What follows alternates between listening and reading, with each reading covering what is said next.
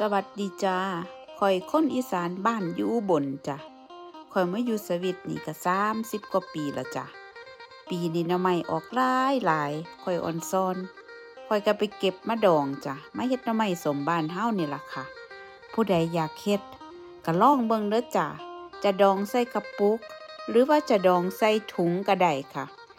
ข่อยเฮ็ดมาแล้วแม่ข่อยพาเฮ็ดข่อยสามารถเก็บได้กินเป็นปีเด้อจ้ะนี่บ่เน่าบ่เสียค่ะถ้าเฮ็ดเป็นเฮ็ดถึงเด้อค่ะเด้อลองเฮ็ดเบิ่งเด้อจ้าเก็บไว้ถ้ากินได้เด้อค่ะซอยประหยัดนะเป็นหน่อไม้ดองที่ว่าเฮาบ่มีสารฟอกขาวจ้ะไม่มีสารเคมีไม่มีสารกันบูดกันเสียจ้ะลองเฮ็ดเบิ่งเด้อค่ะคนสวิตแถบฝรั่งเศสก็มีหล